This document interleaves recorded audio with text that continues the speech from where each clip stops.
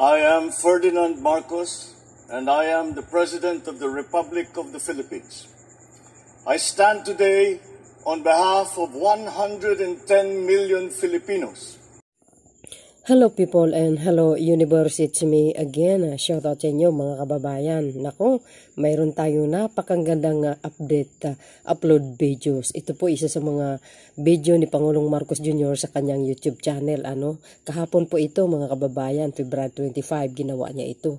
Alam niyo na natutuwa ako kasi yung ating mga kababayan, mga sambayan ng Pilipino, nakikita talaga yung talino ng Pangulo kasi talagang pinupuri siya dito guys sa video na ito. Perfect daw si Pangulong Marcos Jr. Totoo naman, at matalino, totoo naman talaga. Ang isa dito guys sa mga sinasabi niya ay magkakaroon po ng benepisyo yung mga SAP 44 mga kababayan. So ibig sabihin matutulungan ang mga pamilya nila. Di ba maganda yan? So, dahil dyan mga kababayan, panoorin nyo itong maganda ito at ikalat natin. See you again now guys on my next upload video. Bye and babus. God bless Philippines. Ito na. Gusto po kayo at sana ay nasa mabuti kayong kalagayan. Ngayong araw papasahin natin ang ilan sa mga liham na natanggap natin sa Bahay Ugnayan. Ito po ay isa sa mga museum dito sa may palasyo na open sa lahat. Malaking bagay itong mga ganitong museum dahil bukod sa mga piraso ng kasaysayan na kinikwento dito, naging paraan na rin siya upang matanggap ko ang mga liham ninyo. Kaya siguro simulan na natin. Magsusuot muna ako ng salamin at maganda ito guys. Hindi na kagaya ng dati itong aking mata. Galing kay Merkel. Gusto ko pala sabihin na napakagaling at napakabuti niyo pang presidente. Naku, maraming salamat. Kahanga-hanga at ubod ng talino. Pampo naman ang talino. Minsan po kasi iniisip ko na hindi ako kasing talino ng iba. Huwag niyong isipin yan. Hindi totoo yan. Lahat tayo may kakayahan. Hindi kung minsan kailangan lang natin hanapin yan. At lagi kayong magkakumpiyansa sa sarili ninyo. Basta't mag-aral ka ng mabuti at talagang magsumikap ka, kahit naman sino ay magiging successful. From Miguel, I think natamaan ako ni Cupid kasi I think of you araw-araw. Okay din Sorry kung corny ang pick-up line. Happy Valentine's. Thank you, Miguel. Magamit nga yan. Baka kumagat si First Lady dyan sa mga ganyang klaseng pick-up line. I wish the earth is filled with love, care, and respect. The world must be perfect like you. Oh my God, this is from Iya. I am not perfect. I'm very, very far from perfect. But we try to be perfect. That's the important part. At may drawing pa na ginawa ni Iya para sa akin. Thank you very much. Nobody is perfect. Only God is perfect. But you always try to be perfect. And if you try hard enough, you'll come close. From Mindy. Dear Mr. President, you slay us as president. Well, thank you. I think I may have been the first president that has slayed the country so far. This is a very nice thing to say. Maraming salamat, Mindy. From Yair. Dear Mr. President, how is your day? I hope you're having a great day. I am. Thank you very much. If you are having a great day, can I get a shout out?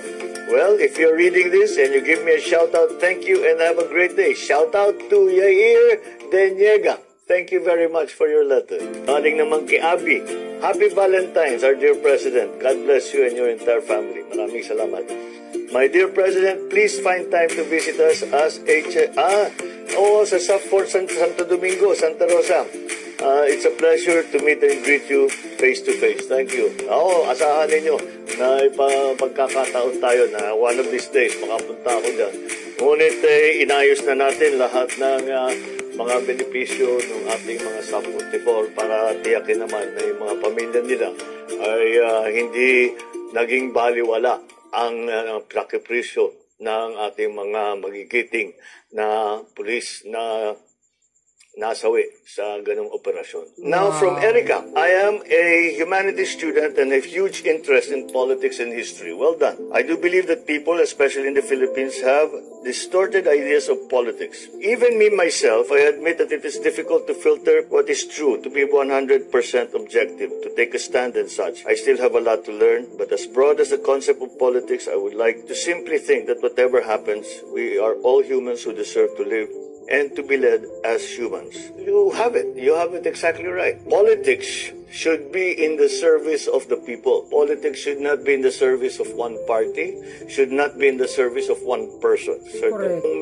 mamumulitika tayo dahil meron tayong gustong gawin. Halimbawa, may isang tao gustong tumakbo. Kahit na anong elective position, maging barangay captain, mayor, kung ano man. Dapat naman, ang dahilan kung bakit sila tatakbo ay nais nilang tumulong. Ako ganyan, kaya ako tumakbo, kaya ako pumasok sa politika. Dahil nalulungkot ako sa mga nakikita kong pangyayari. Dahil masakit sa loob ko na makita naghihirap ang mga Pilipino. At naisip ko, siguro naman may kaya akong gawin para makatulong. Sa palagay ko, yan ang tamang dahilan kung bakit isang tao ay papasok sa politika. And your interest in history is very, very, very important.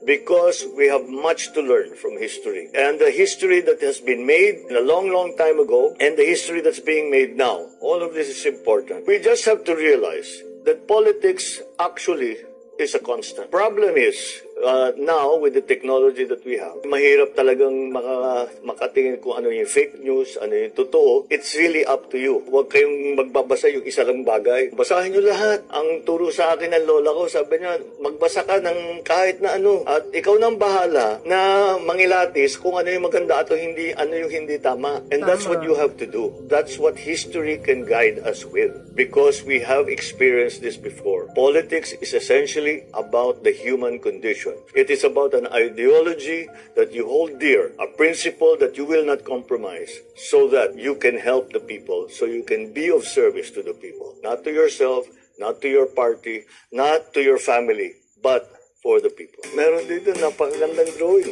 from Uno. Dear Mr. President, wala masyadong nakasulat, pero may magandang drawing ni Yoda. Tapos nakalagay, follow me. Oh, sige, we'll follow him para makita natin kung ano ba yung maganda niyang drawing. Ito yung isa pa. May picture din. Alam mo, napaka-talented talaga ng Pilipino. Dear Mr. President, thank you, dear President. My family wants to meet you soon. From King Alexander Kujamat. Sana magkaroon tayo ng pagkakataon. You're 10 years old and I hope that you are able to develop your skills dito sa pag-drawing. 10 years old ka pa lang, ang ganda-ganda na. Kaya pagpatuloy mo yan at pakita natin ang mga talento ng Pilipino. From Hans Timothy, dear Mr. President, may God bless your leadership. Thank you. Thank you very much. May drawing na naman. Maraming salamat. Dear Mr. President, greetings from Lian. In the name of the Lord, I'm Lian Leomean and from Santa Rosa, Laguna. I'm writing on behalf of my son because he told me, Mommy, is it true that the meaning of BBM is because biglang mahal? So I told him it's the best time to write the president and ask him about it. I'm glad that you did. Dahil talaga naman, hindi natin maiwasan na makita talagang nagiging problema ang pagtaas ng presyo ng bigas dito sa Pilipinas. Pero kung titignan po natin, kahit na yung mga nag-e-export na mga bansa, ay tumataas din ang presyo nila, halos katumbas lang ng napapagtaas nandito sa Pilipinas. Sa Vietnam, where they export millions and millions of tons every year. Sa Thailand, ganun din, nag-export sila ng millions and millions of tons. Pinag-aral ko at tinignan ko, yung presyo ba nila doon sa kanilang bansa ay mababa? Hindi rin eh. Dahil ang naging problema ay hindi dito sa Pilipinas. Ang nangyayari dito, nagkakaroon tayo ng pataasan ng presyo ng langis. Pag tumaas ang langis, tumataas ang urea. Lahat na sa patubig, lahat yan ay kailangan ayusin. Kaya lahat po ito na mga external shocks ay tinatamaan talaga tayo. Ginagawa natin lahat upang naman ang produksyon natin ay maging sapat na hindi na tayo nag-i-import, mababawasan ang mga inputs kung tawagin para sa ating mga farmer at